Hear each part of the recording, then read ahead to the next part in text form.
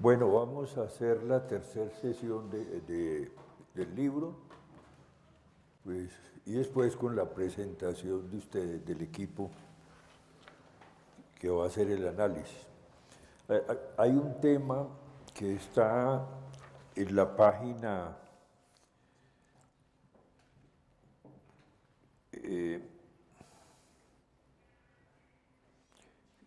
que está en la página 38, que yo no alcancé a desarrollar, y es qué es la triple sociedad ya definida en forma, digamos, más técnica, ¿no? Esto aquí. Entonces, como ustedes ven allí, tiene, por ejemplo, la sociedad cooptada tiene una definición económica, página 43, económica, jurídica, sociológica, tecnológica y fiscal. O sea que es una que uno puede cuantificarla con métodos, digamos, precisos. Ese es un punto que yo les quisiera insistir, de que cuando uno hace un proyecto de investigación, tiene que saber qué se puede medir, qué se puede medir. Ese es un punto, digamos, clave científico. Entonces, página 43, ustedes ven sociedad cooptada C, la definición económica: se benefició en el capitalismo político de rentas y privilegios y tuvo alto grado de contratación y de control del Estado.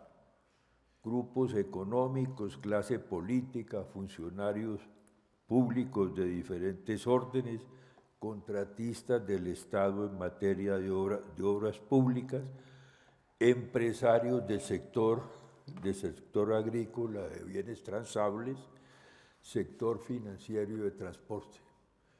Piensen que esa primera etapa fue una etapa de economía cerrada, donde se podían poner aranceles, etc. Entonces se daba todo ese tipo de privilegio. Esa es la definición económica de sociedad cooptada. Y después dice: usó el Estado como comunidad presupuestal, la clase política con el clientelismo y los grupos económicos y los gremios para obtener subsidios y exención. Los gremios, gremio, región, producto. ¿Por qué yo lo llamo así? Porque la sociedad antes del 90 estaba organizada regionalmente, con poderes regionales según el producto. Digamos, el café, el azúcar, el algodón, etc. Entonces esos gremios estaban vinculados con el poder regional, eran el poder regional, y además estaban especializados en un producto. Por eso yo lo llamé gremio, región, producto. Hoy no es así, porque se han eliminado, digamos, en buena parte, digamos, los subsidios. Entonces no hay esa idea de gremio, región, producto. Entonces ahí está la explicación. Después hay una definición jurídica que yo la planteé así: antes de la apertura, sus mesocontratos que ellos tenían con el Estado son legales, pero tienen muchos ingresos ilegítimamente ganados. Ilegítimamente ganados quiere decir que no son ganados en situación, digamos, de competencia en el mercado, que requieren de una influencia, de un lobby, etc.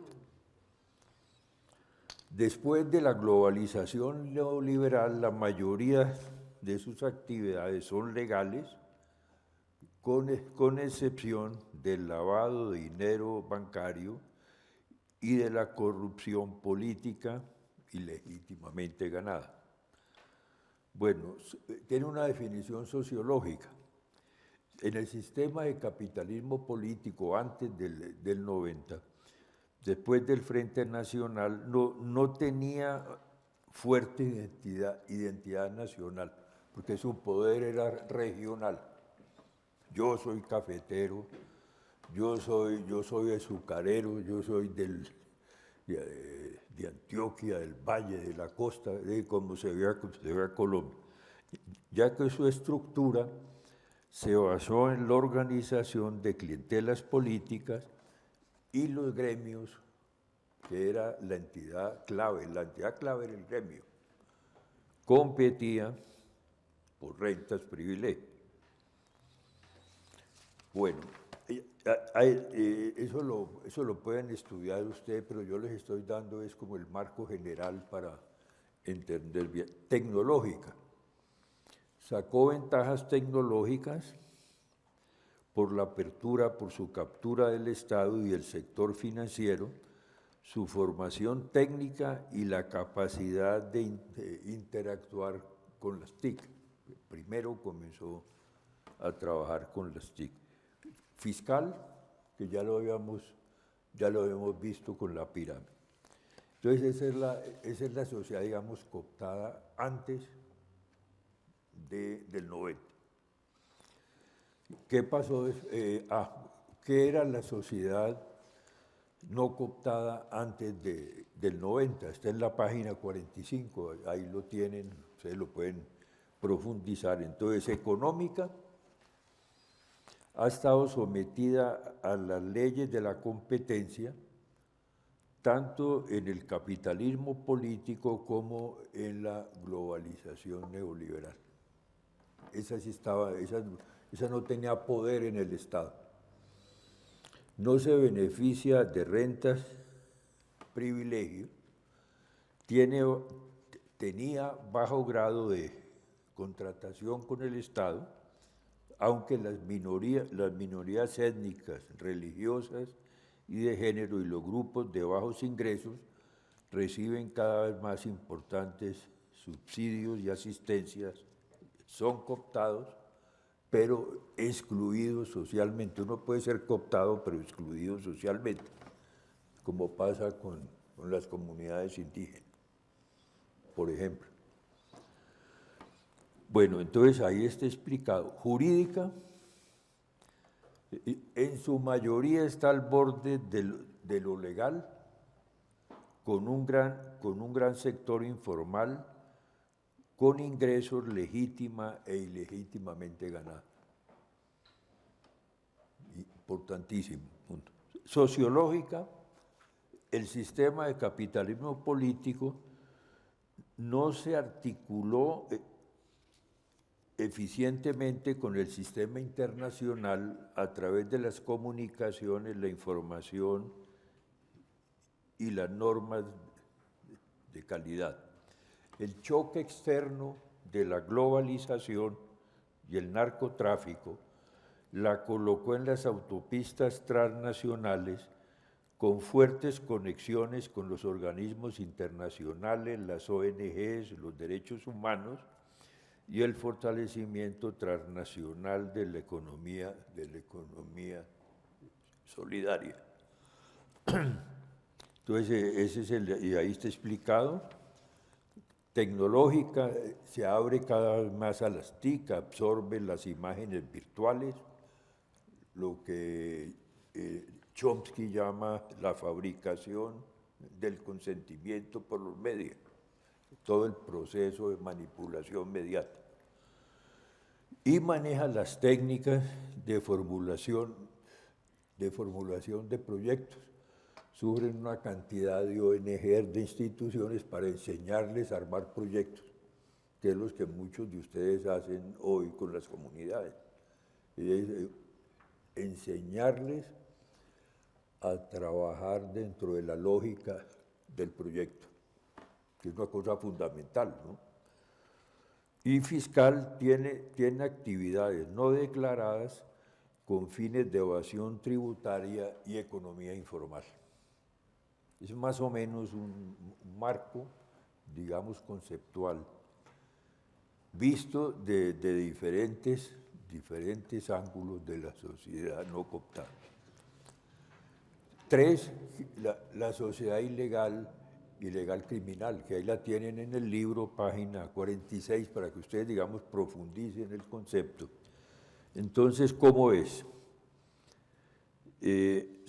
Según los cálculos que yo hice con varios asistentes, en el año 91 representaba el 12.7% del PIB, basado en las cuentas nacionales. Disminuyó a 9.5 en el año 2000 y el promedio de la década de 2010 fue del 8%. Yo creo que en esta última década, después del 2010 hasta hoy, ha aumentado la sociedad ilegal criminal. Pues no, lo ve uno solo por las áreas, digamos, cultivadas, los cargamentos, digamos, de cocaína que son decomisados, por los robos al Estado, la corrupción de la clase política. Entonces hay una serie de indicadores, pero nosotros vamos a hacer un cálculo para tener 40 años de cómo ha evolucionado. Entonces, ¿qué caracteriza la sociedad ilegal criminal? Entonces, la definición económica dirige su esfuerzo empresarial criminal a las actividades que salen del marco de la ley del Estado de Derecho. Usa la coacción y la violencia para redistribuir la propiedad, el ingreso, el poder y los riesgos. De ellas en forma narcotraficantes, guerrilleros, paramilitares, políticos corruptos y contrabandistas. Puede haber otros grupos, ahora hay otros que han surgido, pero digamos en la esencia son esos. En el año 85, que fue todavía era yo decano de la Facultad de Economía en los Andes, hice un estudio con las ideas de la complejidad y utilicé el concepto, digamos, de atractor de caos, que ustedes porque ese fue un año clave en la sociedad y en la economía colombiana. Como dice aquí, marcó la confluencia entre los narcotraficantes que comenzaron a hacer terrorismo con lo del con el Palacio de Justicia, y la guerrilla y los paramilitares que comenzaron a capturar la actividad del narcotráfico y más recientemente la minería ilegal. Porque antes, cuando se creó las FARC no eran narcotraficantes. O sea, no se creó con una idea, digamos, de narcotráfico, ni el ELN. Pero llegó un momento, digamos, en que confluyó eso. Como ellos se financiaban con las actividades ilegales criminales.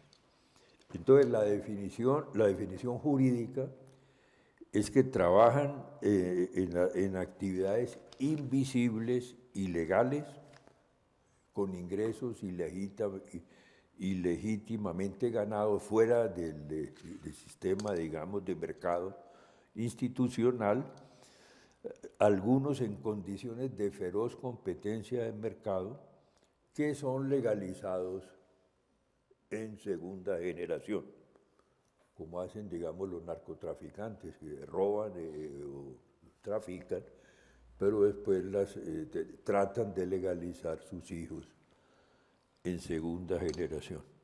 Sociológica, ustedes la pueden leer, tecnológica y fiscal.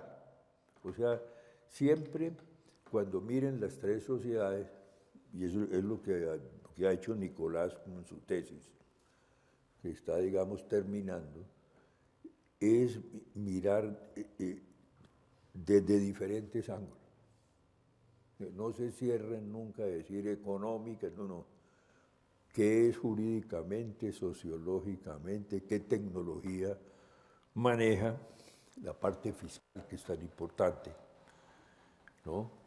Y la parte, digamos, antropológica. Entonces ahí están las definiciones que me parecen muy importantes. Entonces pasemos ahora a esto. Dadas esas tres sociedades, es decir, que nosotros visualicemos que existen, no solamente a nivel nacional, sino local, porque es muy importante lo local o lo departamental. Están también. Entonces, ¿cómo funciona, digamos, los contratos que ellos hacen con partes de Estado? Entonces, esto es lo que está en esta pirámide. Entonces, ustedes tienen primero la parte, digamos, institucional, que es la pirámide. Aquí en la base están todos los miles y millones de contratos, civiles, laborales, todo el sistema, digamos, de contratación legal. Aquí en el segundo nivel tienen leyes, están los decretos, y arriba está, digamos, la Constitución, que es lo que se llama el pacto, digamos, de la sociedad. Una Constitución, digamos, siempre surge como un pacto. Generalmente, después de una guerra, de un conflicto, la Constitución de Estados Unidos surgió después, digamos, de la confrontación del norte y el sur, porque es un pacto nuevo. O sea, no hay que ver una Constitución como un grupo, digamos, de juristas muy inteligentes que se reúnen y dicen vamos a hacer una Constitución. No, surge de fuerzas reales donde intervienen las tres sociedades. Perdón, que buscan en cierta parte también imponer el punto de vista del ganador del ganador, claro, dice yo gané y entonces eliminamos el racismo, o digamos como pasó en Estados Unidos. Hay que entender eso, ¿no? Por eso, hoy, cuando se dice hagamos una Constitución nueva, se piensa es dentro de esa lógica, cuando se habla de una constituyente. ¿Quién va a manejar la justicia? ¿Quiénes son los buenos y los malos? Porque una sociedad siempre define quiénes son los buenos y los malos, o casi siempre. O sea, quién con un delito que hace o que comete debe tener una determinada pena, más grande o más chiquita. Bueno, entonces la teoría mía está basada de que cuando un país no es digamos, muy sólido, muy legítimo, está, digamos, muy corrupto, etc., surgen unas instituciones paralelas, una especie de constitución paralela, que son los mesocontratos, que son los pactos reales que hay entre fuerzas con partes del Estado. Eso es una cosa fundamental. Por ejemplo, el presidente Duque ahora que dice voy a hacer 22 pactos en el plan de desarrollo. Entonces la primera pregunta seria que se ha debido hacer y que yo la hice en una conferencia es ¿entre quiénes son esos pactos? Y si son distintos de los mesocontratos. Porque si yo meto en un plan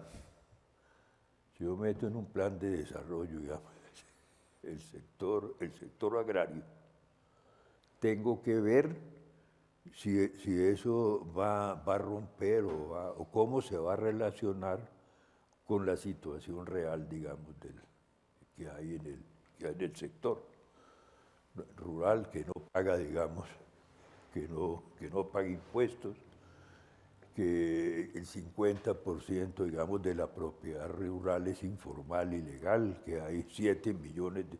Entonces, ¿cuál es el pacto real que mantiene eso, para yo poder hacer el otro pacto. Yo desarrollé eso aquí en una conferencia que hicimos sobre complejidad, para mostrar la complejidad que tiene cuando uno hace el análisis de un Estado. Bueno, y entonces, aquí frente a estos contratos, hay una estructura que son, digamos, rutinas, hábitos mentales, convenciones formales e informales. Una cosa es digamos, el contrato, y otra cosa es la mentalidad de la gente para violarlos, etcétera, para transformarlos, para meterles, digamos, un otro sí. Usted hace un contrato y abajo le pone otro sí, entonces lo cambia. Que fue lo que pasó, digamos, con la Ruta del Sol, ¿no? Que se hizo un contrato muy grande, digamos, para hacer esa vía, y se le metió abajo un otro sí, que cambiaba el contrato y favorecía a unos grupos. Bueno, luego vienen las leyes y los decretos. Entonces ahí vienen, digamos, los mesocontratos, la idea, digamos, del mesocontrato, que muchas veces reemplaza el decreto y la ley. Digamos, lo sustituye. La ley dice una cosa y por acá, digamos, hay un pacto que está haciendo otra.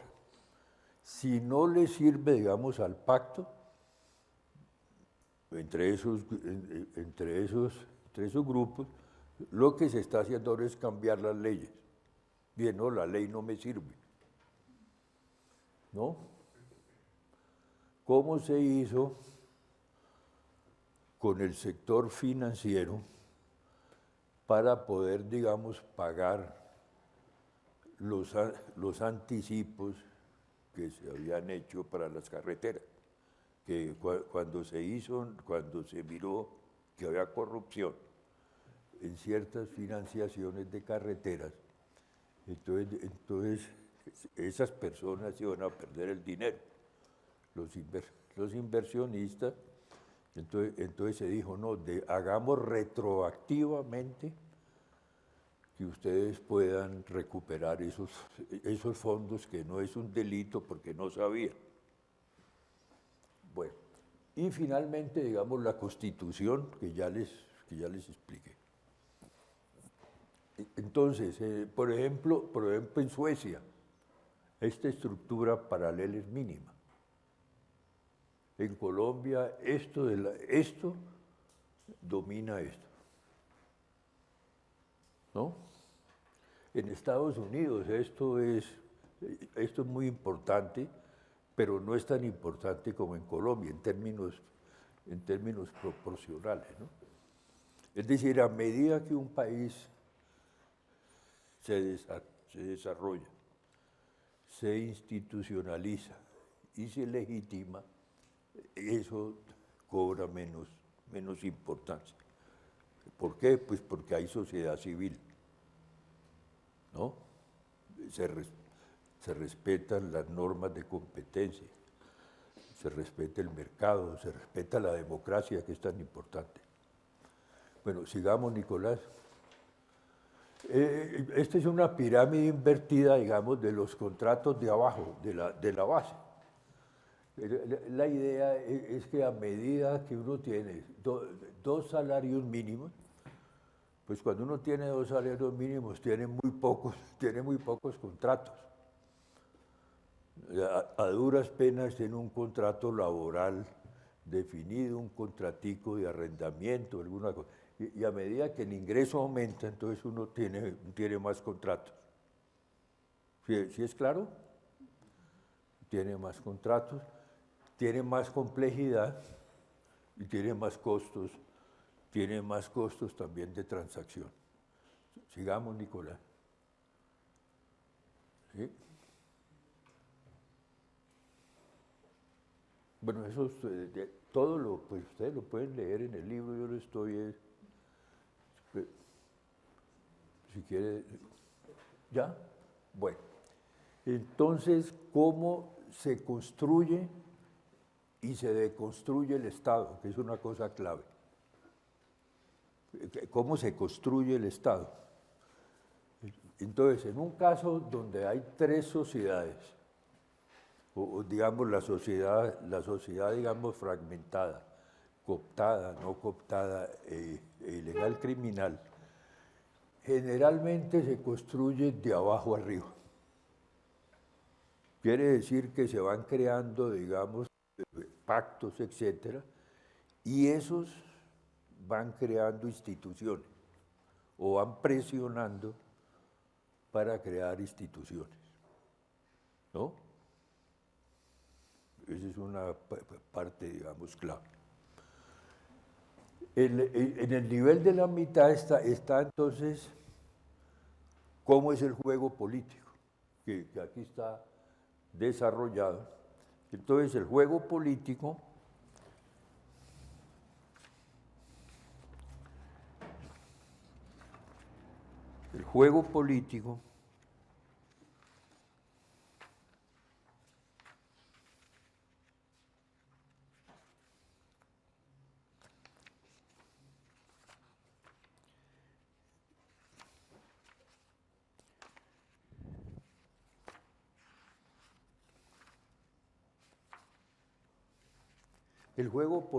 tiene tres elementos. Página 86. Yo me salté una parte. Ahora tal vez vamos a regresar a mirar la visión holística del mesocontrato, que es un concepto importante que yo desarrollé. Bueno, entonces el juego político tiene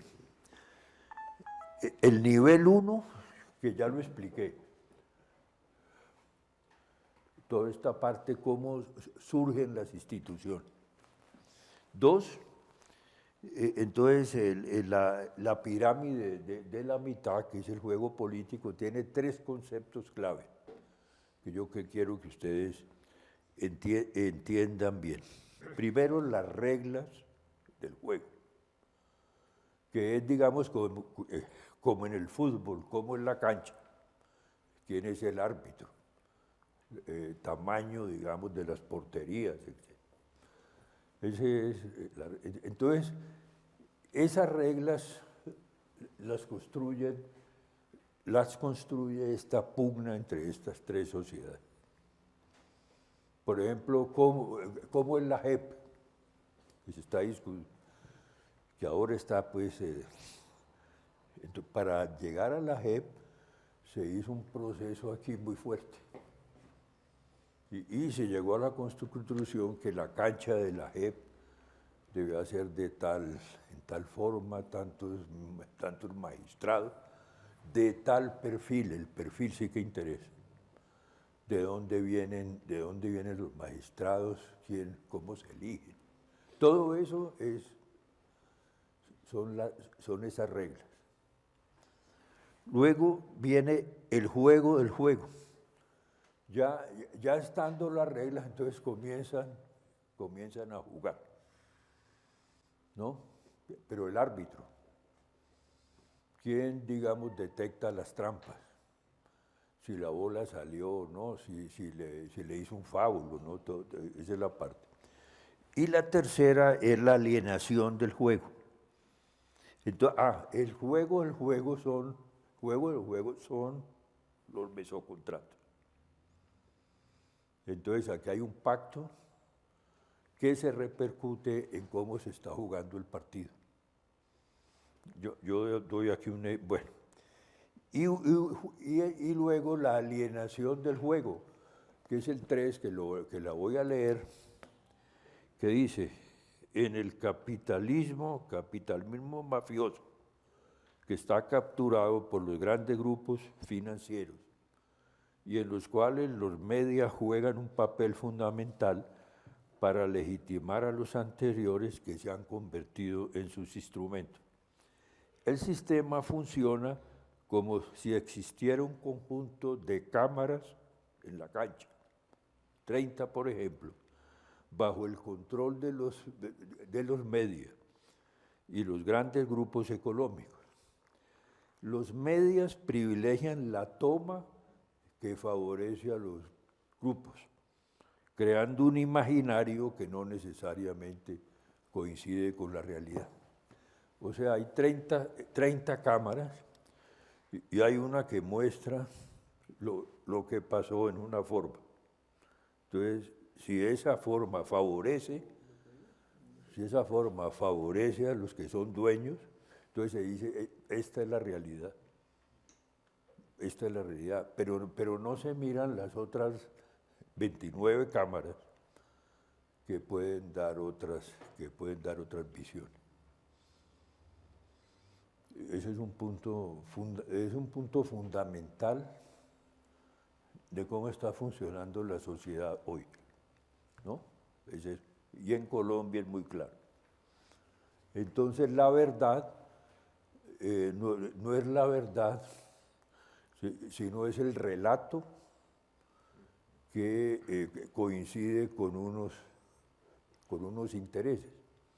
Por eso es que surgen en algún momento, digamos, dos o tres relatos en conflicto, ¿no? Que es lo que está hoy en pugna, por ejemplo, con la memoria. No, yo no tengo tiempo de desarrollar eso, pero es un punto clave que lo hemos estado mirando con Nicolás, es cómo fue el manejo de la memoria en la Segunda Guerra Mundial. Hay estudios ya muy detallados y sofisticados. ¿Por qué es eso, no? Es, digamos, la cámara. Digamos, cómo se ve desde un lado el observador. Por eso yo creo que no debe haber relatos públicos. Debe haber relatos independientes. Pero el Estado para mí no debe tener un relato, porque siempre estará influenciado por quien está en el poder en ese momento. Bueno, entonces yo les pido desarrollar eso, que ustedes lo lean bien, porque pues, es bastante complejo, entonces, pero yo les doy la idea general, ¿no? Entonces, en la página, sigamos, Nicolás. Lo que quiero significar es que el nivel 3, el piso 3, es esa conciencia simbólica que se crea de un Estado. Ahí cito un concepto de Castoriadis, que dice que todas las instituciones tienen una parte funcional y tienen una parte simbólica. La parte funcional es cuando uno va a la seguridad social, digamos, para que le den un servicio, la pensión, pero la otra parte es la parte simbólica, cómo la gente entiende eso y cómo se transmite, ¿no? Bueno, entonces esta es la forma cómo se maneja, cómo se nace, funciona y se legitiman los estados. Pues sigamos, Nicolás. Por favor. Ya. Esto. Eso estaba antes, pero me pareció importante traerlo, que es la visión, digamos, antropológica del mesocontrato. ¿Aquí hay un antropólogo? No hay antropólogo. Bueno. Pero ha sido interesante para discutir. Entonces, digamos el mesocontrato, como es la institucionalidad paralela, tiene unas reglas de construcción y funcionamiento muy distintas. ¿Cómo es? Entonces, primero yo me inspiré cuando estuve cuando estuve en el África, en el arte, digamos, en el arte africano, que ellos tienen un instrumento que se llama neconde. O sea, que en las sociedades donde no había escritura, porque no se podían comunicar por escritura, cuando se hacía un contrato, se tomaba, digamos, un fetiche. Ustedes ven ahí que hay un fetiche y el jefe le ponía un clavo. Ponía un clavo. ¿Qué quería decir el clavo? Que A y B tenían un contrato, ¿no? Cuando se acababa el contrato, entonces se quitaba el clavo, ¿no? Y ese es un punto fundamental. O sea, quiere decir, digamos, lo no escrito. Cuando hay un acto, digamos, de corrupción, muy pocas cosas quedan escritas. Por eso es que los jueces tienen que dar vueltas, traer expertos, trabajar con el rumor, digamos, con testigos que pueden ser reales o falsos, pero entonces no hay, digamos, no se puede trabajar con algo escrito. Entonces ese es el punto, digamos, del NECOD. Después hay una institución muy importante, el POTLASH, que fue estudiado por algunos antropólogos de comunidades de Oceanía. El POTLASH es, la versión moderna es el intercambio clientelista del don y el contradón para manipular la democracia política y el mercado. O sea, un jefe recibe un regalo simbólico, un regalo real, y le da otro regalo al otro jefe, ¿no? Pero ahí no hay cálculo, digamos, financiero sobre cuánto vale el otro. Pero el jefe A ya dice, el jefe B me dio esto, tengo que corresponderle, que es como hacen los políticos. El político dice, yo le nombro a usted su hijo en el ministerio mío, pero implícitamente usted hace eso mismo con el hijo mío o con el pariente mío. ¿Ve? Ese es el sistema de dones y contradones que se usa, digamos, mucho y generalmente, digamos, a nivel político. Entonces, no hay cálculo financiero refinado del intercambio, no hay contabilidad, pero se van acumulando un sistema, digamos, de favores. Por ejemplo, Tanzi, un economista italiano, estudió eso a fondo, cómo ese sistema de dones y contradones se van realizando. Bueno, ya a un nivel, digamos, más sofisticado de las sociedades modernas, viene lo que se llama el lobby. El lobby tiene esto y esto, porque un lobby realmente no queda escrito. Por ejemplo, apenas ahora la Unión Europea está obligando a que las empresas transnacionales registren quienes hacen el lobby en favor de ellas. Porque en Francia el lobby se ve como una amenaza al Estado, históricamente.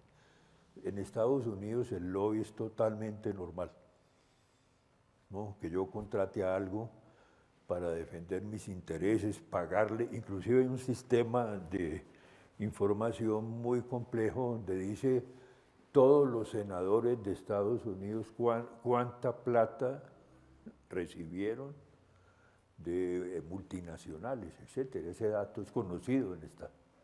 En Colombia todavía no tenemos esa cultura, digamos, francesa ni de Estados Unidos. Hay unos lobbies por ahí legales, ilegales, criminales, bueno, todo lo que se imagine uno, pero no hay una legislación sobre lobbies. ¿Sí entienden eso? Eso es un punto fundamental para entender cómo funciona Colombia, ¿no? Y después, entonces, el mesocontrato es una forma de contratación entre grupos privados, legales e ilegales, las tres sociedades, con sectores de Estado o territorio para capturar regulaciones, contratos, la democracia y la justicia. Incluye el lobby, el potlatch y la primera institución, el NECONDE, pues porque no queda escrito. ¿Ve? Por ejemplo, hay un ejemplo que yo pongo, el pacto, digamos, de Ralito, que se hizo entre el paramilitarismo con grupos de Estado, era eso, aunque sí quedó una parte escrita, porque ellos sacaron un documento, vamos a refundar la patria, etc. Entonces, con base en ese documento y los puestos que obtuvieron después por, digamos, coaccionar a nivel regional y matar a la gente, entonces la justicia pudo condenarlos. Pero ese es un caso, digamos, muy interesante y extraordinario para entender cómo funciona Colombia, ¿no? Bueno, todo eso está explicado, no hay tiempo. Entonces ahí están.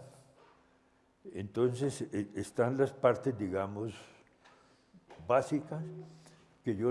Sí, por favor. Pues digamos, si quieres prender el micrófono y para que lo oigan en el stream, por favor. Pásalo.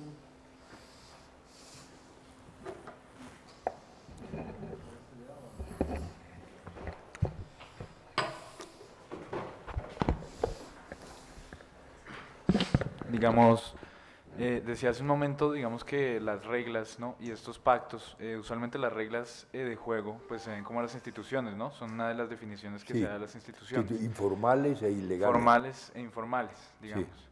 Pero uno podría pensar que existe una relación dialéctica, digamos, entre las instituciones que yo estoy creando con estas formas de juego y la forma como estas van a Claro, determinarme en la sociedad.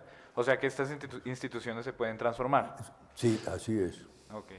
Se van transformando, porque inclusive hay una muy interesante, los contratos del sector cafetero con el Estado, que yo les había contado, llegaron a ser totalmente, digamos, formales, con el Pacto Internacional del Café. Yo ya les había explicado ese modelo, ¿no?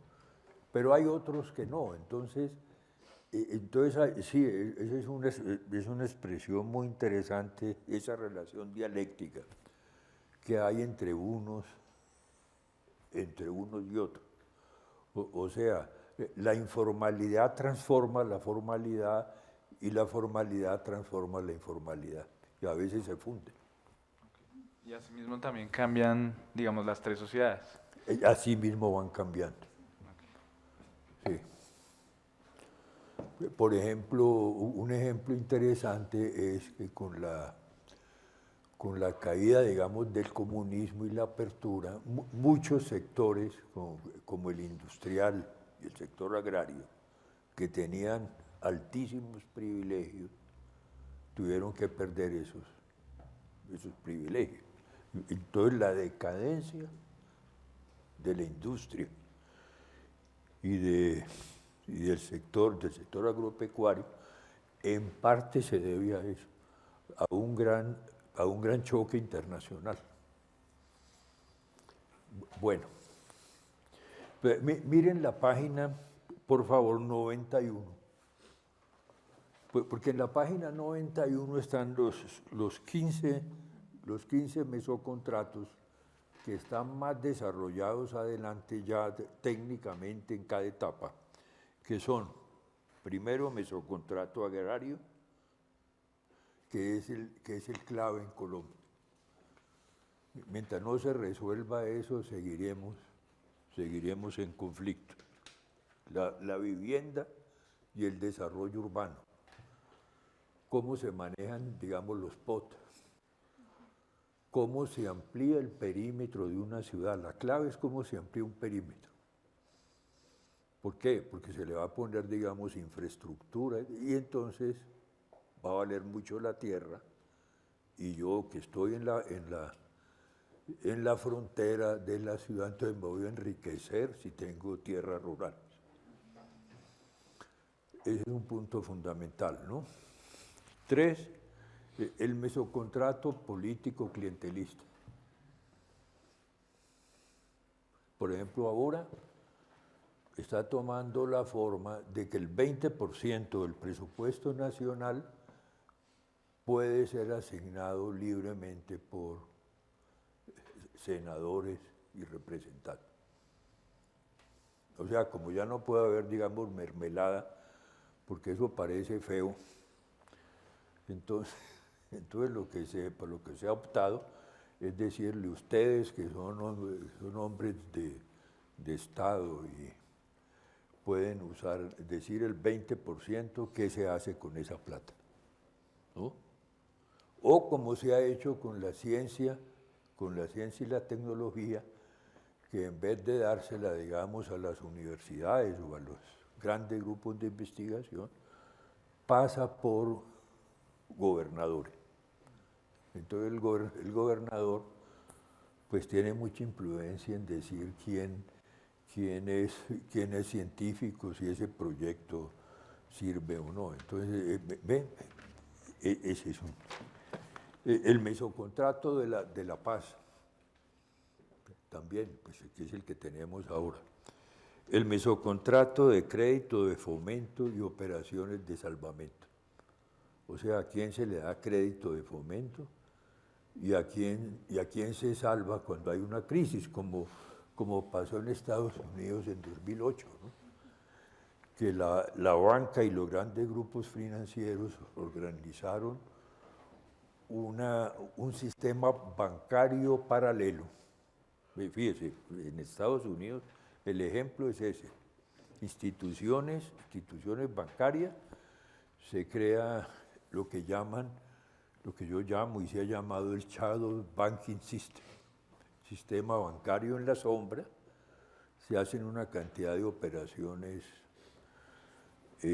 con la subprime, que yo las describí en un libro de la academia. Está descrita la crisis de Estados Unidos, pero muy, muy detallada. Y entonces ese sistema se apodera de buena parte, digamos, del ingreso nacional. Cuando colapsa, entonces el Estado se iba a salvar a esos grupos delictivos. Base de la crisis de Estados Unidos, por ejemplo. El mesocontrato fiscal, plan de desarrollo regional, que era lo que hablábamos del plan de desarrollo, entonces hay que mirarlo. ¿Cómo son los diferentes, digamos, pactos? Que fue lo que yo presenté aquí, Nicolás, en la academia, dije los mesocontratos son estos, y estos son los pactos del plan. ¿Cuáles son las inconsistencias? Bueno, mesocontrato de importaciones, sobre todo visto desde el ángulo, digamos, del contrabando, ¿no? ¿Por qué el contrabando permanece en Colombia tan fuerte? ¿Qué fuerzas hacen que siga? Mesocontrato cafetero, que ya lo hemos mencionado. El mesocontrato con el FMI y el Banco Mundial, y ahí falta poner las calificadoras de riesgo, ¿no? Que son tal vez las más importantes. Mesocontrato de justicia y extradición, el caso, digamos, el caso Santrich, cómo las tres sociedades, o por lo menos dos, entran en conflicto por eso. mesocontrato de los medios de comunicación. Antes de los 90, los medios eran controlados, ustedes tal vez no habían nacido, ¿no? Eran controlados por los hijos de los grandes políticos. ¿Ve? Antes de los 90. Entonces era un manejo, digamos, de cooptación política. Había que darle entonces un media al hijo de un político liberal, de un expresidente conservador. Por ejemplo, Andrés Pastrana llegó al poder así. Le dieron un noticiero donde salía todos los días y a partir de eso le construyeron una imagen que no coincidía con su capacidad ni inteligencia de líder. Y entonces llegó a la presidencia y es presidente que tuvo la más baja tasa, digamos, de crecimiento durante su gobierno. Pero la más baja, es decir, nunca Colombia había estado tan mal. Bueno, después de los 90, entonces cambia, ya son los grandes grupos económicos que en Colombia y a nivel mundial se apoderan de los medios. ¿No? Entonces, fíjense, es muy interesante. Antes eran los grupos internos, pero digamos políticos, y después eran los grandes grupos económicos. Por ejemplo, en Francia está en manos de los grandes grupos, en Estados Unidos, en Rusia, en toda parte. Y aquí, ¿no? Mesocontrato de la seguridad social, que es clave, es un mesocontrato clave, porque ahí está salud, digamos, las pensiones, y el empleo, toda la parte, digamos,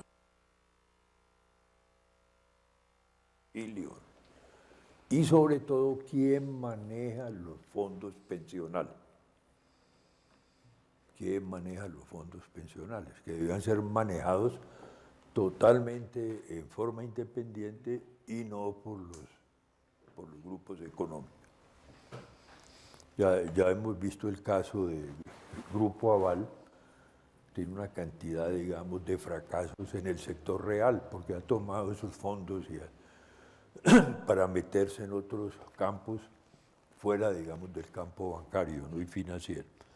Y el mesocontrato de la descentralización, que fue una idea brillante de la Constitución del 91, pero que fracasó por la corrupción, ¿no? A nivel local.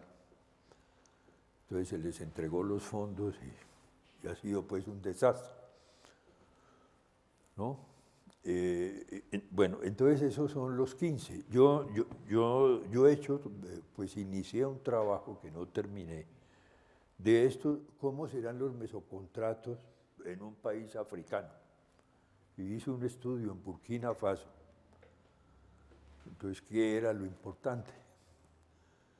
Entonces, allá es distinto. Allá la clave es cómo es el mesocontrato para usar los fondos de cooperación internacional. Porque son países que dependen totalmente, más o menos, ¿vale? Entre el 5 y 10% del PIB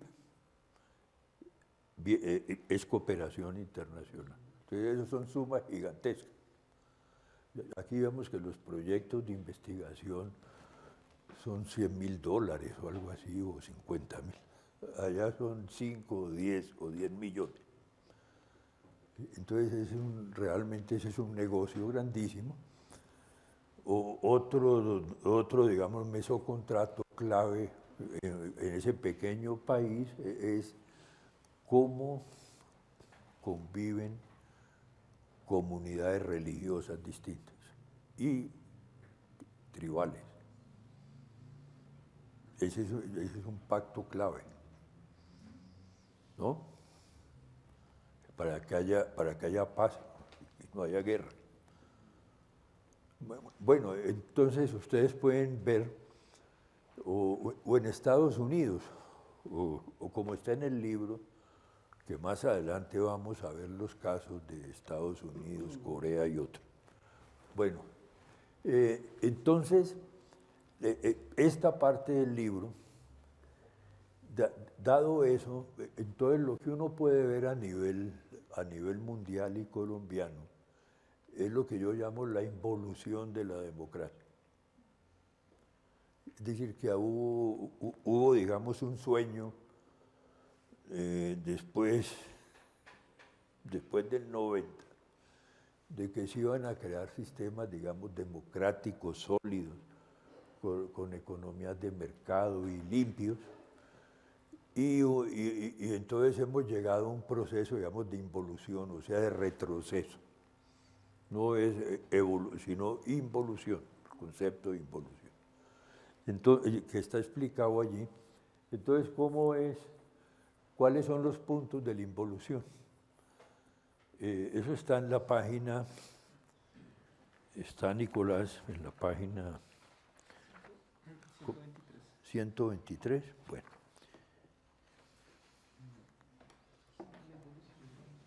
Sí, exacto. Entonces yo desarrollo 5 temas, sin desconocer que pueda haber otros. Pero esos son los temas que yo he identificado después de mucho tiempo y muchos años de conocer muchos países. Entonces, el primero es el sometimiento de la sociedad civil al Estado y al poder, digamos, del dinero. Ese es el primero. El segundo es el sometimiento del Estado y las sociedades civiles a poderes religiosos. Bueno, hay muchos ejemplos. Irán, Arabia Saudita, los Estados Unidos mismos, con la influencia de las religiones, digamos, protestantes, ¿no? Inclusive hay historiadores muy importantes que ven eso como una crisis terrible. Decir que un presidente sea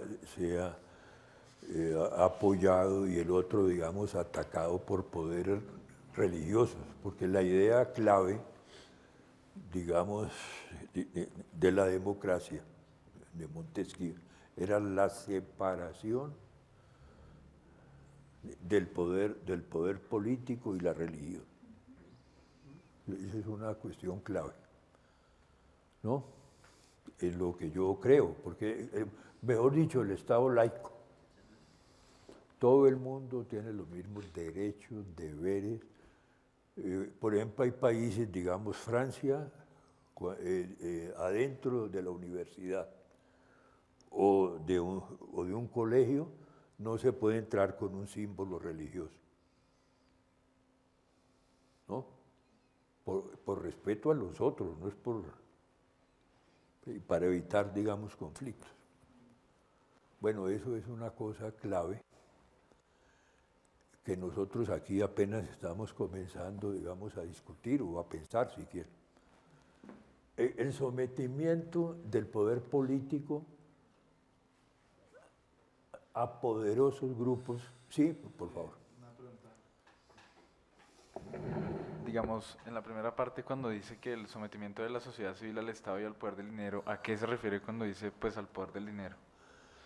De que el Estado cada vez más depende, los estados, digamos, de quienes, de los ricos. El poder del Estado y el poder regulatorio, ¿no? Digamos, la captura del poder regulatorio. Por ejemplo, en Estados Unidos, la crisis de 2008 en buena parte fue que la FED y los poderes regulatorios no intervinieron para que... Ellos vieron cómo se construía la crisis, pero no intervinieron. Y eso, digamos, o sea, si se refiere a que tiene que ver, digamos, con los poderosos y con los ricos, no es muy similar, Con los digamos, grupos financieros, básicamente. el uno, Sí, sí, el el poder del uno, dinero, ¿no sería muy similar al 3, que es el sometimiento del poder político a poderosos grupos financieros y económicos? sí, pero es que ¿O cuál es la diferencia? digamos, la diferencia clave es que la sociedad civil, digamos, en la edad media, no era sociedad civil, estaba controlada por el Estado y por la religión. Y en un momento dado, la sociedad civil comienza, digamos, a separarse y a crecer, ¿no? A separarse y a crecer. Eso es lo que se llama la separación de la sociedad civil del Estado. Es decir, comienza a haber organizaciones, digamos, sociales, empresas, etc. Entonces, esa sociedad civil ahora está perdiendo, digamos, distancia, está volviendo a ser controlada por los estados. ¿Me entiende? Los gremios, medios, etc. Y también el sector financiero. Realmente el punto 1 y el 3 sí están relacionados. Pero en el 3 ya se entra específicamente a los grupos financieros que son los bancos sistémicos, que son los que vamos a ver ahora. Me voy a concentrar en ese punto. Bueno, la corrupción destrozó los vínculos entre la democracia y el capitalismo. ¿Por qué? Porque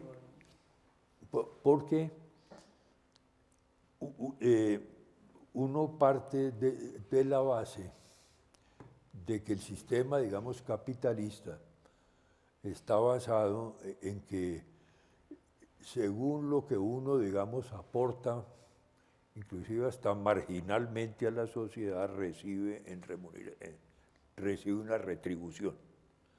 Pero en el momento en que el Estado comienza a ser controlado por esos grupos y se hacen grandes operaciones de salvamento, como se hizo con el sector financiero en Estados Unidos, entonces ya la democracia, ya digamos el capitalismo y la democracia comienzan a perder legitimidad.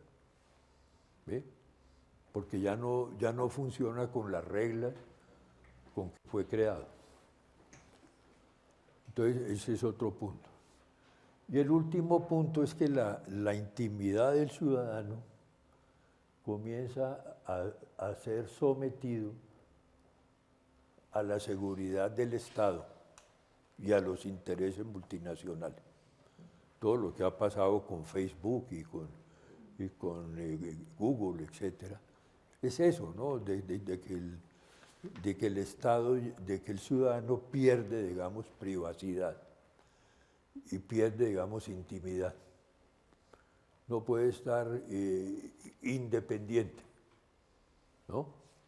Entonces me voy a concentrar en el punto, ¿sí?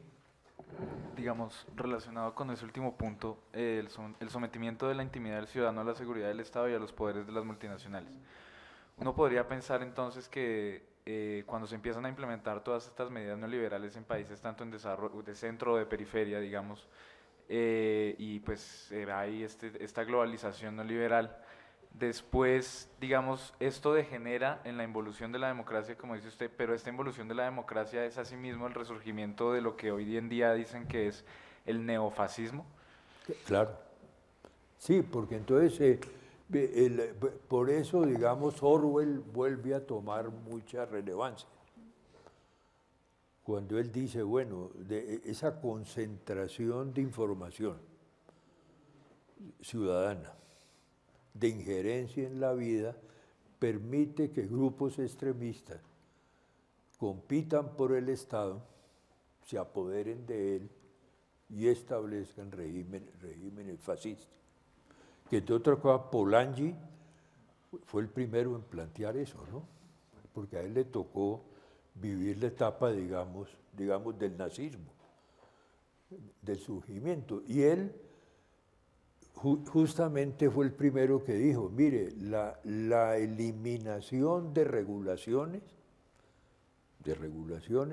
permitió mayor control del Estado sobre la gente para crear regímenes fascistas. De manera que eso es así. Entonces, uno podría, digamos, establecer una suerte de relación causal entre el neoliberalismo y el fascismo. No necesariamente. No necesariamente, porque el neoliberalismo se vio como un sistema digamos, de eliminación de regulaciones, pero creo yo sin una finalidad política explícita, ¿no? Creo yo, a mí me parece que no tenía esa finalidad. Fue llevando a eso, fue llevando. Por eso no hay que hacer nunca correspondencia entre la parte, digamos, ideológica y económica con la realización histórica de los países. Por ejemplo, cuando se dice, Marx creó el sistema de la URSS, digamos, comunista, pues eso no es cierto. Yo no puedo decir eso, sino que hubo grupos políticos que se apoderaron de esa idea y le dieron esa forma para que eso sucediera históricamente. ¿Qué es lo que pasa con la teoría neoclásica? Yo siempre he combatido que se digan la teoría neoclásica y el neoliberalismo y el extremismo están íntimamente relacionadas, ¿no? La teoría neoclásica es una caja de herramientas. Es decir, uno debería ver, inclusive en un ensayo mío, yo digo eso, una cosa es la visión política que tienen unos líderes y otra cosa es la caja, digamos, de herramientas. ¿Qué hay adentro de la caja de herramientas? La teoría, digamos, neoclásica de los monopolios, el keynesianismo, ideas, digamos, del marxismo. Entonces, para resolver un problema dado con un fin político, entonces lo que hacen es decir, a ver, ¿qué llave tomo de esa caja de herramientas? ¿Tomo una llave inglesa o tomo una de esas llaves Stilson? Es decir, hay diferentes herramientas. Lo que pasa es que las teorías económicas pretendieron ser ideologías y fuerzas morales, y realmente no lo son. Son instrumentos, cajas de herramientas. Por eso lo que importa más es la visión política y la responsabilidad de esos líderes. Bueno. Ya Teresa tiene... Bueno, pero entonces es que quiero mirar un poco lo de la banca, que me parece importante. En la página, si ustedes miran la página 160, que por favor les pido que estudien bien esa parte. Esta es el punto 3. En ese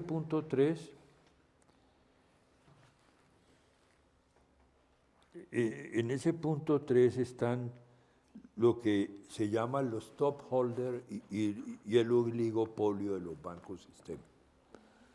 que esa es una de las fuerzas claves para entender el planeta. Entonces hay tres formas de entenderlo, que yo lo pongo allí.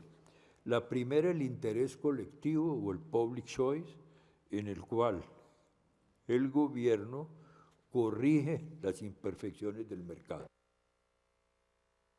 teoría, digamos, de la captura, grandes grupos de interés, lobbies, bancos de influencia sistémica, grandes grupos económicos, monopolios y oligopolios, sindicatos, en la formación de las políticas públicas. Y la tercera es la teoría de la conspiración, que plantea que existe una soberanía supranacional de una élite de banqueros, políticos e intelectuales que da las orientaciones mundiales y elimina la autodeterminación de los estados. Yo estoy más de acuerdo con el enfoque 2, que es el de Tirol, y el que yo desarrollo en mi libro, que es, digamos, la captura del Estado y de partes de Estado por esos grupos, pero no llegar al punto de decir que hay una conspiración. Bueno, pero entonces el punto que sigue, ahí enseguida, dice el network, página 160, ¿no? El network of global corporate control, comparte el segundo enfoque. El core del poder reposa en 147 corporaciones transnacionales que poseen colectivamente del control real sobre el valor de las empresas multinacionales.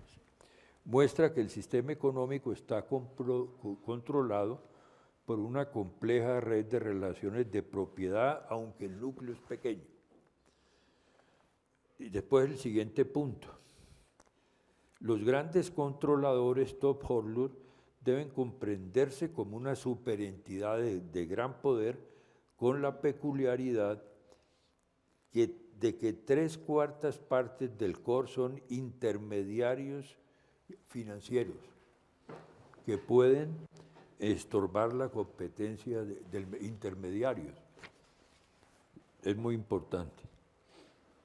Bueno, y después ya viene la explicación bancaria, que más o menos la clave es que el página 162, arriba, dice el endeudamiento público mundial, mire, 48.957 trillones de dólares, es casi el equivalente al balance de los 28 bancos, 50.000 trillones. Los bancos sistémicos tienen en su balance una parte importante de la deuda de los estados y a través de ellos controlan los estados. Mire, es el punto clave. A través de la mejor manera de controlar a alguien es por el endeudamiento. Los bancos sistémicos tienen en su balance una parte de la deuda de los estados, pero controlan los estados. Las obligaciones subyacentes de los derivados financieros por fuera del balance totalizaban 720.324 trillones de dólares, 10 veces el PIB mundial del año 2012 y 15 veces superiores a su balance, que fue la crisis subprime y que todavía sigue. Eso todavía sigue. Ya no se habla, pero sigue. Bueno, y entonces los bancos sistémicos, mire esto, controlan las juntas directivas de los consejos de administración de las instituciones de información y análisis regulatorio que tienen que ver con los intereses del oligopolio. Primero, con aquellas que desarrollan políticas y estrategias a nivel mundial para definir el entorno regulatorio. Segundo, las de Investigación Económica y Financiera, IIF, Institute of International Finance. Tercero, la asociación que busca construir mercados financieros estables y un marco sólido de la reglamentación financiera con participación de 800 miembros y 64 países. Son los swap de derivados. Y cuarto, los que tienen como función crear vínculos con los grandes actores del mercado financiero. Entonces es una organización sistémica y ahí están referenciados varios libros. A quienes les interese eso y quieran profundizarlo, vale la pena estudiarlos a fondo. Bueno, entonces paremos un momento para tomar algo y continuamos, y continúan ustedes, ¿no?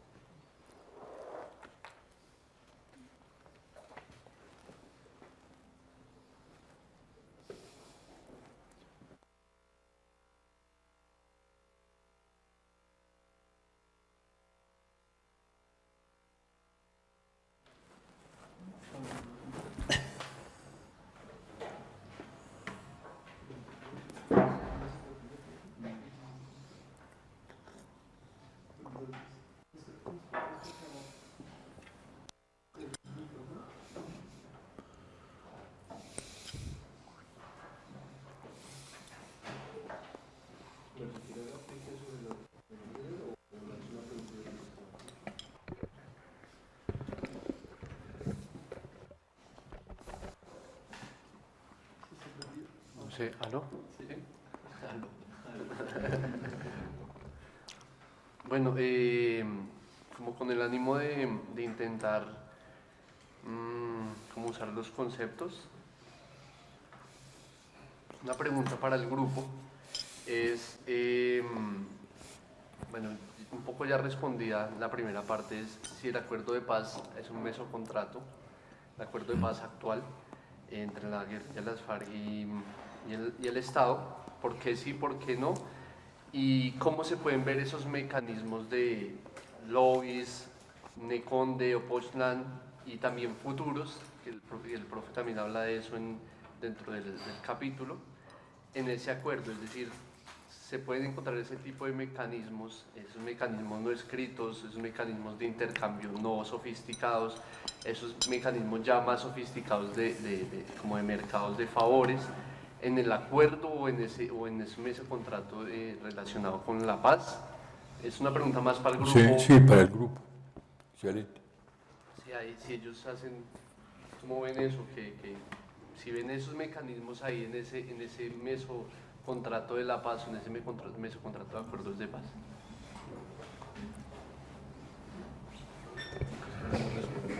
Sí, pero no respondo ahorita. Bueno, pues yo pienso que el acuerdo en sí mismo como escrito, ¿sí? Es más pues un acuerdo social y en ese sentido no sería un mesocontrato. Yo creo que el mesocontrato existe en el momento en que se implementa el acuerdo de paz, ¿sí? Eso yo creo que se entendería un poco mejor con unas categorías que el profesor Reis trabaja y que las veremos más adelante, que es la parte de estrategias deliberadas, estrategias emergentes y estrategias realizadas, ¿sí? Es lo que pienso yo. Pero entonces el mesocontrato, el acuerdo de paz en sí mismo, no es un mesocontrato porque, digamos, fue un acuerdo social que, bueno, en un momento se perdió el plebiscito y después, digamos, se pasó y después ya se firmó y hubo como acuerdo entre las partes y reformas y demás, pero entonces en sí el texto, que ya es, digamos, un texto jurídico, no es un mesocontrato. Los mesocontratos van a existir es en el momento en que se implementan los territorios, ¿sí?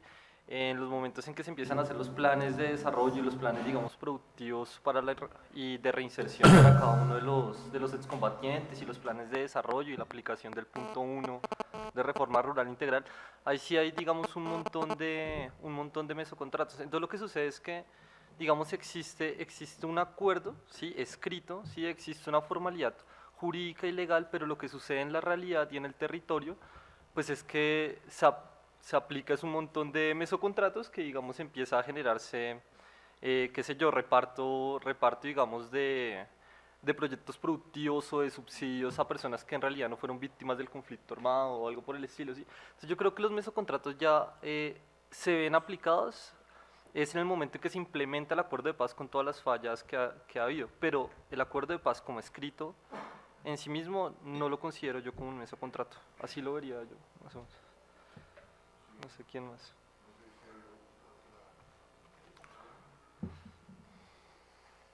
¿Qué piensa Juan Pablo?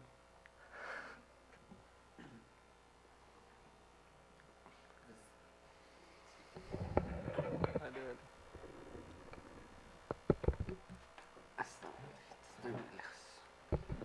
No, pues digamos que sí concuerdo mucho con lo que dijo Nicolás, pero creo que también, digamos, como un poco agregándoles que el acuerdo de paz, supongo yo, rompió con muchos mesocontratos que existían antes de este y reconfigura un poco también en los territorios, yo creería, sobre todo la forma en cómo se iba dando estas estructuras de corrupción entre las sociedades criminales, ilegal criminal y la sociedad cooptada y la no cooptada dentro de los territorios, pero también un poco dentro del Estado, pero más sobre como los territorios, como que cambia las relaciones de poder, si se quiere, dentro de los territorios.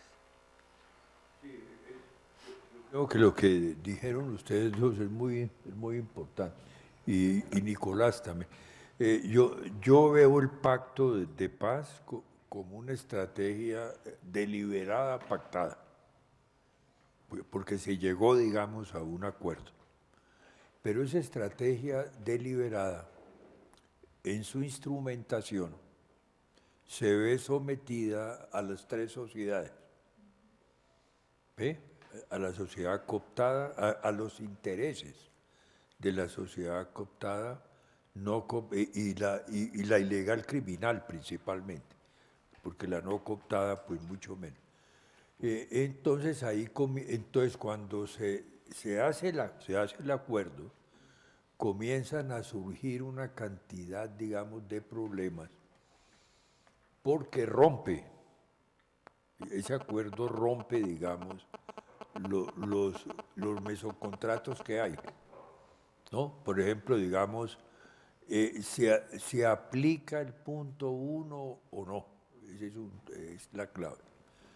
Se hace el catastro rural, fíjese, la decisión tan complicada que hemos tenido para hacer el catastro rural, que en el plan de desarrollo dice que lo van a llevar hasta el 60%. Si lo llevan hasta el 60%, quiere decir que estos 3 o 4 años no se va a poder hacer nada, porque usted no puede comenzar a poner impuestos rurales con criterios discriminatorios. En una región sí, en otro no, eso crearía muchos problemas. Entonces, lo que está pasando en este momento es que esa estrategia deliberada, que tiene un flujo, por eso la definición del concepto de estrategia que yo uso, el de Mismer es clave. ¿Qué es una estrategia? Una estrategia es un flujo de decisiones que conducen al uso de recursos. Flujo de decisiones. Entonces, el flujo de decisiones se ve sometido a los intereses de las tres sociedades, principalmente de dos, de la primera y la tercera, porque rompe, digamos, intereses que hay, ¿no? Entonces creo yo que hay que verlo en ese sentido. Y de ahí tiene que salir, como está más adelante, la estrategia realizada. Entonces la estrategia realizada generalmente es un porcentaje bajísimo de la estrategia deliberada, porque está sometida a todas esas fuerzas que inciden sobre esa macrodecisión, porque el proceso de paz es una macrodecisión de un país, ¿no? De manera que es muy importante la aclaración que han hecho ustedes sobre eso. Si uno lo mete, tiene que meterlo desde el ángulo, digamos. Y una de las cosas interesantes es que el proceso de paz estableció como unas metas, yo no sé, recuerdo cuántas son, como 100 o 90 y pico, para poder medir ese flujo de decisiones, ¿no? Que es la estrategia, ¿no? Pero lo que hay que tener en cuenta es que nunca, o casi nunca, una estrategia, la estrategia realizada coincide con la estrategia deliberada, ¿no? Pues por ese tamiz que hay de las diferentes fuerzas.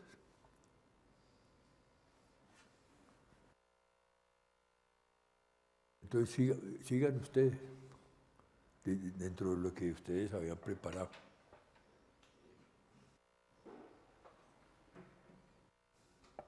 Bueno, pues digamos que una de las, como aterrizando un poco ya en el capítulo, particularmente en este apartado de la involución de la democracia y la corrupción, la captura y la cooptación del Estado,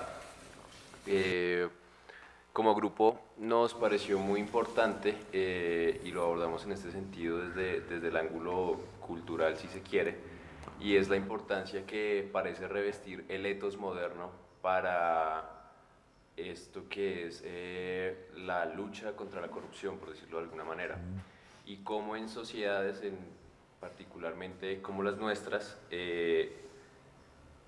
a raíz de no lograr ese desarrollo de un etos moderno adecuado, se cae precisamente en este tipo de prácticas, ¿no? Para mí fue muy llamativo y muy significativo el mapa o la gráfica que el profesor incluye, la gráfica 13, no recuerdo en este momento en qué página es, en donde si alguien me ayuda con eso, por favor. ¿Página qué? Gráfica 13. ¿En qué página está, Nicolás? En la página 128. 128. No, perdón, es la gráfica 11, perdón, qué pena con ustedes, gráfica 11 que está en la 126, en la que efectivamente en la esquina superior derecha se nos muestran los países que tienen un mejor o que logran un estado ideal, por así decirlo, en muchos aspectos, ¿no? Dejando de lado pues, la corrupción y demás. Y caso contrario, sucede hacia la parte inferior, en el centro, donde encontramos estos países latinoamericanos. Entonces, nuestra reflexión iba precisamente enfocado a eso, hasta qué punto el hecho de no haber logrado alcanzar ese estado de modernidad o de desarrollo moderno a nivel ético, influye y nos sumerge precisamente en este estado de corrupción y demás, porque pues hay que tener en cuenta de que esto se parte también de un proceso histórico bastante amplio que viene desde la colonia y esa España demasiado burocrática en donde pues literalmente la ley se acataba pero no se cumplía, era como el lema de estas sociedades. Entonces sobre eso sí quisiéramos hacer como detenernos un poco, nos parece que es como importante y Sebastián tenía como una pregunta que condensaba o sintetiza muy bien esta preocupación o este interés que nos surgió como grupo.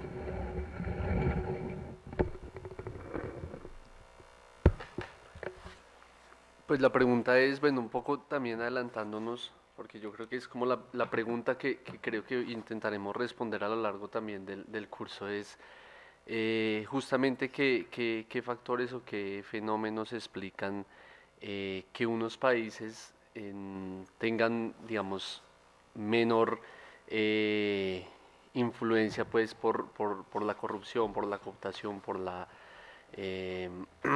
captura y por lo tanto, ¿qué explica por lo tanto entonces que en ciertas sociedades la sociedad civil tenga más poder, más fuerza, más capacidad, digamos, de regular bueno, el poder, por decirlo de algún modo. La respuesta estaría en diferentes partes del libro, pero quiero sintetizar algo y es esto. Primero, yo creo que las condiciones iniciales. ¿Por qué? Porque cuando se creó Estados Unidos, eran personas que estaban en Irlanda, perseguidos religiosos, etc. Había una crisis en Irlanda, digamos, inclusive alimenticia. Hubo mucha gente que tuvo que salir por hambre. Entonces llegaron, pero llegaron por iniciativa propia. Iniciativa propia, eso es clave. Y se instalaron en la parte oriental de Estados Unidos y después salieron en estampida para el oeste.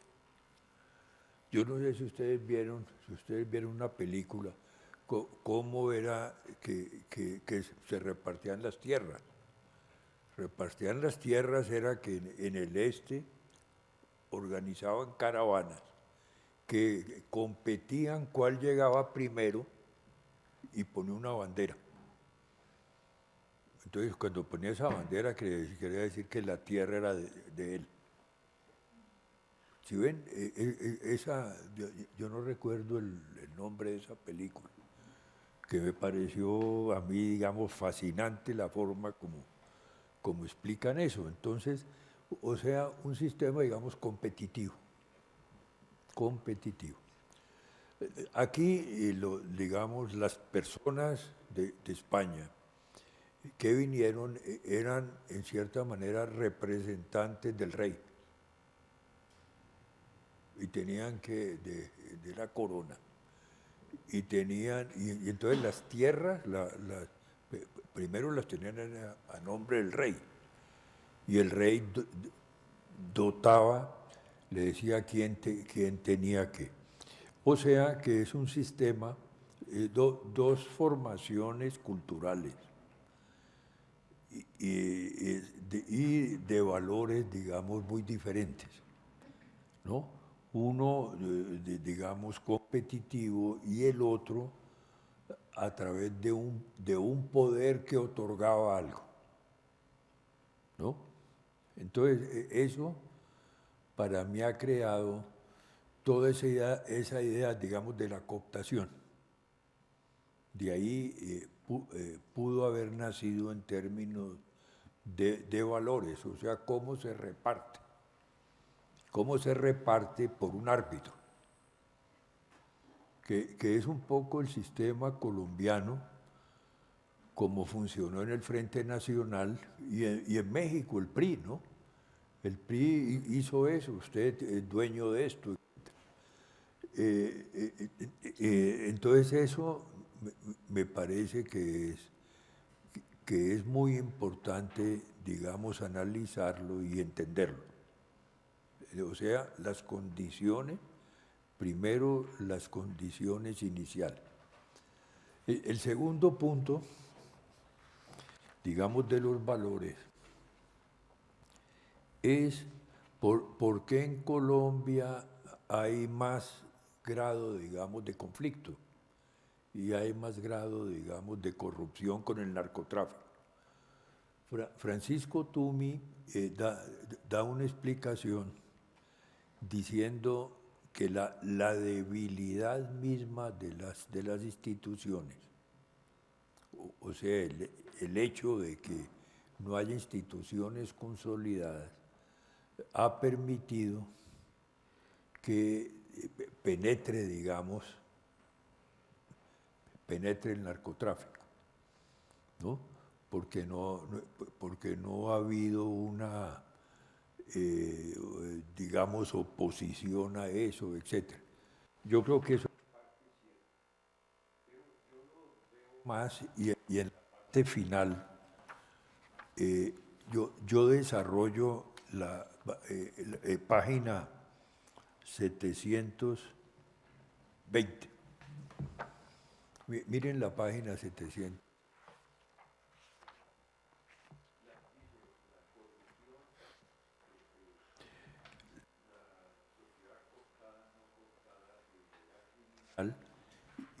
Y la corrupción frente a los niveles de conciencia. Esto lo hice basándome en un gran filósofo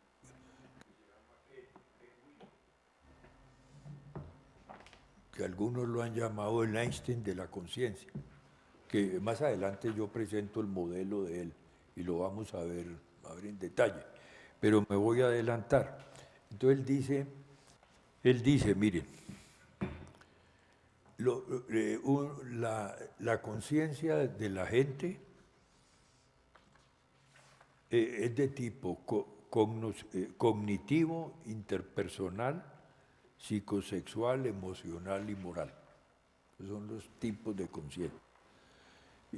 Hay sociedades que desarrollan una más que otra, grupos, etc. Pero lo que a mí me llamó la atención de su obra es que él dice, en algunas sociedades prevalece el yo egocéntrico. De la persona no piensa sino en él. Aquí nosotros vamos, siempre todo el mundo dice, yo tengo derechos, ¿cierto? Pero nunca dice, yo tengo deberes, porque no piensa en el otro. Cuando uno dice, yo tengo deberes, es que está pensando.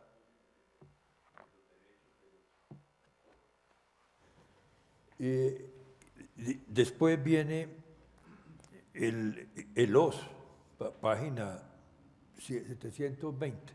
El OS no existe sino ocasionalmente, pensar como nosotros, ¿no? Nosotros, pues, cuando uno piensa como nosotros, ya piensa en instituciones, piensa que hay una nación. Eso sí que es clave. Nosotros, ya piensa uno, digamos, en valores. Estoy pensando en los valores que todos tenemos. Nosotros nunca, o por lo menos aquí en Colombia, rara vez se piensa en esos términos, del nosotros. Y mucho menos el all of us. O sea, todos los demás, o sea, entonces yo con Francisco una vez discutimos eso. Mirábamos el caso, digamos, discutido ahora de Santrich o de otros, que uno dice, bueno, Colombia tiene soberanía nacional, ¿cierto? Debe tener. Pero los demás deben tener soberanía nacional para no llevarle droga. ¿Cuál es la soberanía nacional? ¿Por qué no pienso en la soberanía nacional de los demás? Entonces, aquí entonces yo hice, con base en esa idea y en las inteligencias, hay un análisis de cómo se fue evolucionando la conciencia del colombiano frente al rechazo al narcotráfico. Entonces fíjese, dice, en la década, en la 1980-90, la creación, página 721 debajo del cuadro, ¿no? La creación destructora del narcotráfico y sus daños colaterales. Entonces, por ejemplo, había pocos estudios, los estudios sobre narcotráfico eran estudios individuales. Tumi había hecho unos, Sarmiento, Steiner, yo había trabajado en eso, pero eran esfuerzos individuales. Eso en el marco de la inteligencia cognitiva, o sea, conocer que eso no estaba bien hecho, etc. Porque recuerden que en la década 80, 90, como lo mostré y lo voy a detallar, hubo una connivencia entre C e IC para lavar ese dinero, y eso era normal. O sea, cuando uno con los valores de hoy, digamos, se aterra. Pero si yo miro el pasado con los valores del momento, entonces ahí es donde tengo que mirar la diferencia, ¿no? Bueno, entonces fíjese, inteligencia cognitiva, los estudios sobre el narcotráfico se hacían a título personal, etcétera,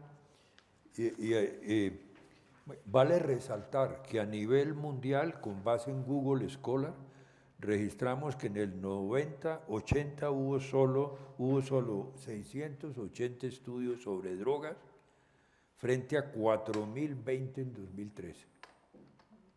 Entonces ustedes ven que eso fue, digamos, creciendo. Gracias, María. Bueno, la inteligencia interpersonal, mire. Entonces yo analicé, estoy tomando el modelo de Wilber, pero aplicándolo.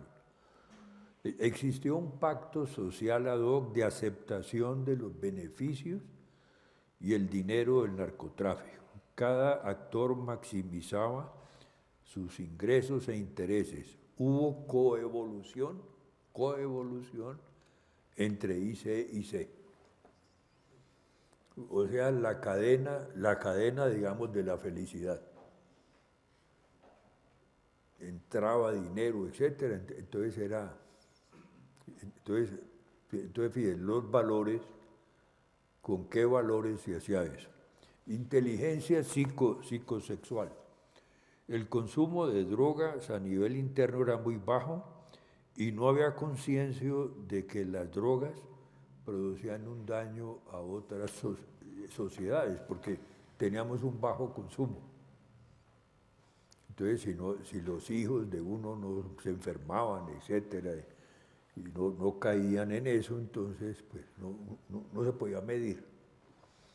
Inteligencia emocional, ausencia de identidad nacional para enfrentar el narcotráfico. La emoción de la sociedad la producían las quejas de los parientes de los narcotraficantes capturados y extraditados bajo show mediático.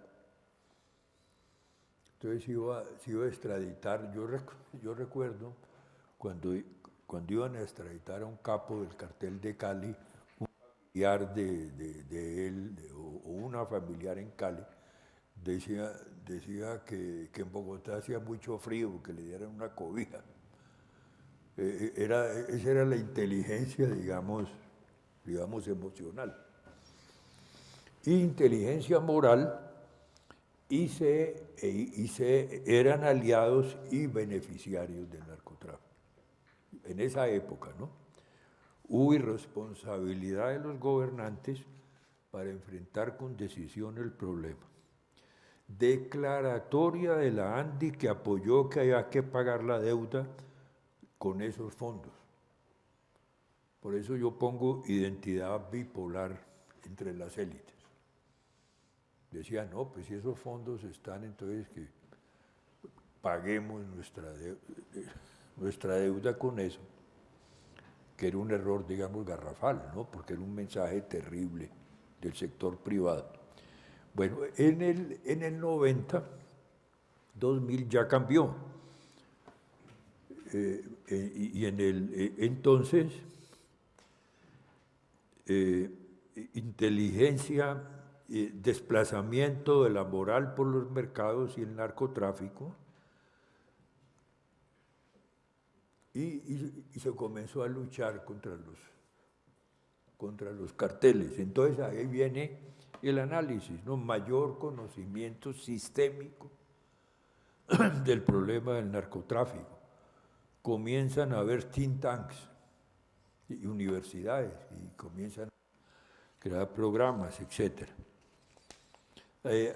Aceptación de que existe responsabilidad nacional e internacional. Ese es un punto clave. Es el grado de conciencia que, digamos, cambia. Ya es el as.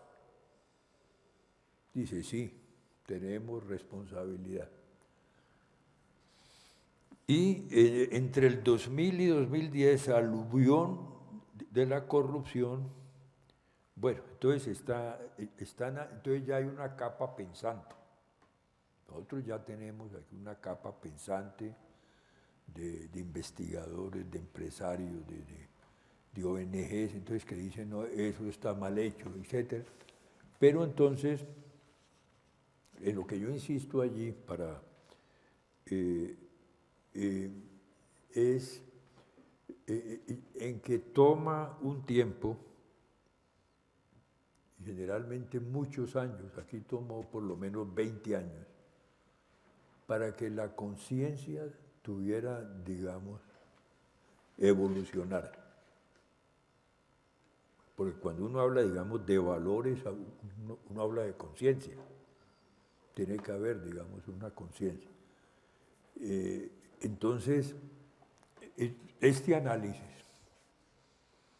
del cual yo aquí siento, digamos, como unas hipótesis, porque esto daría lugar para que alguien haga, digamos, una tesis ya con encuestas, etc., para mirar cómo fue en realidad la situación. Pero me parece entonces muy interesante la inquietud que ustedes han tenido sobre los valores. La formación de los valores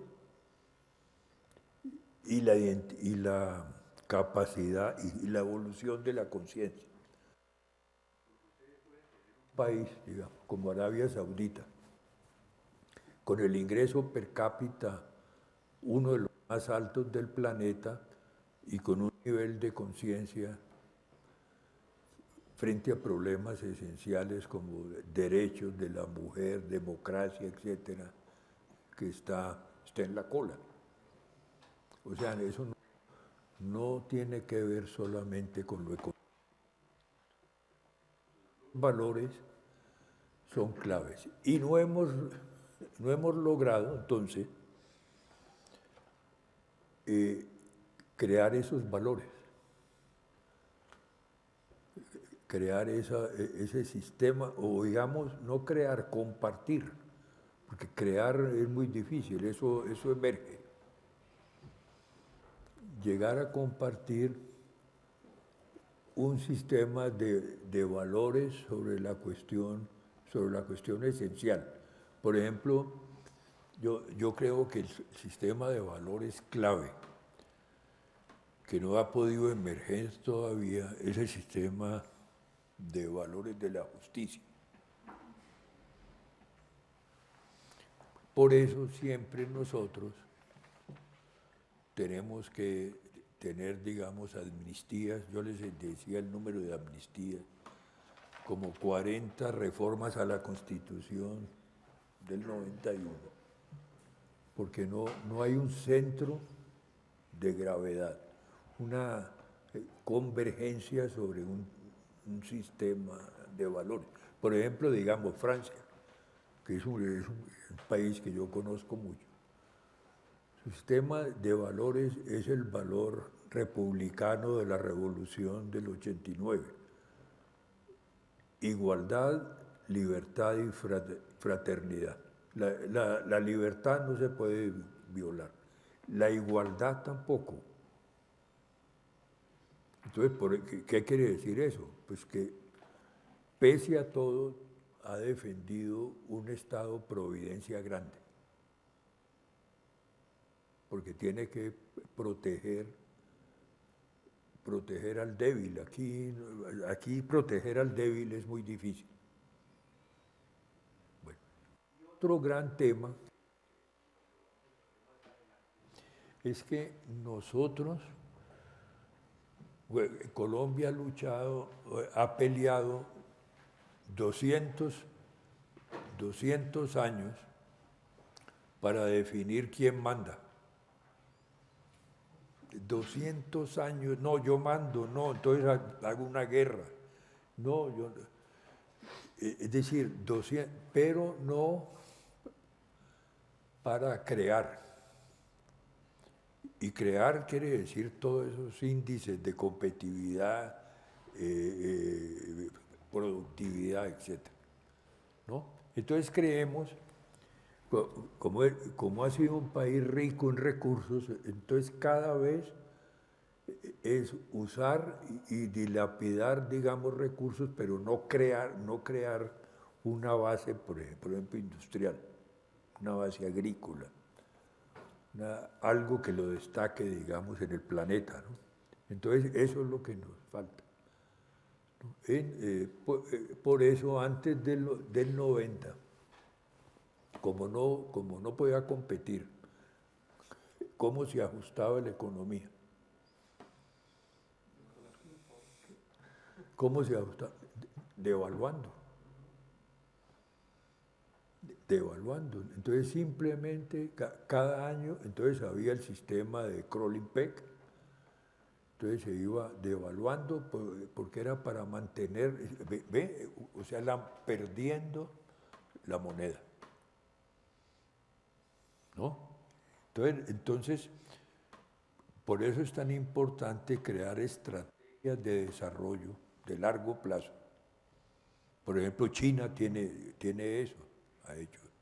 Corea del Sur, como yo lo he hecho en varios, políticas y estrategias compartidas de largo plazo que pongan el país adelante. Y pelear menos sobre quién manda. Fíjese, ¿quién manda? Porque un país se puede gastar siglos y no definir quién manda. Pues tiene guerras civiles, conflictos internos. Bueno, Nicolás, entonces, ¿paramos aquí o usted qué piensa? Sí, ya son las 11:05, ya, todos. No, La lista de asistencia está por ahí. hay una parte que yo no he podido desarrollar, pues hoy no alcanzamos, que yo les pido que la lean, es corta, porque es muy importante y que tiene que ver con la pregunta. Página 106. 106.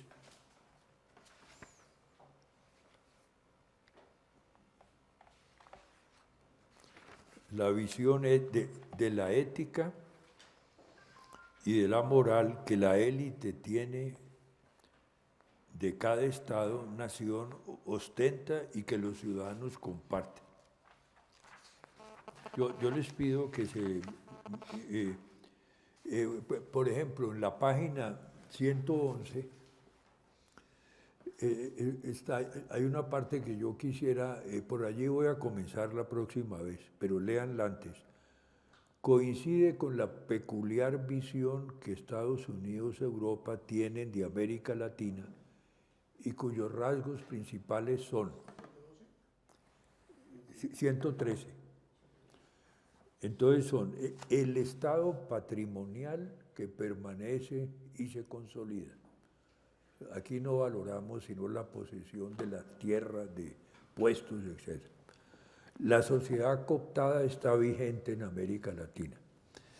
El pacto neolatifundista que se ha extendido al narcotráfico. La ambigüedad entre lo público y lo privado para despojar el Estado. La politización de la justicia, la impunidad y la cultura de violar la ley. La extensión de la aristocracia hereditaria política. La desigualdad social que continúa siendo extrema y el gerencialismo sin innovación tecnológica de conocimiento que profundice el rezago con otras zonas de civilización. tenemos una cantidad de MBA, y además buenos, maravillosos, pero no hemos podido hacer innovación tecnológica, crear patentes.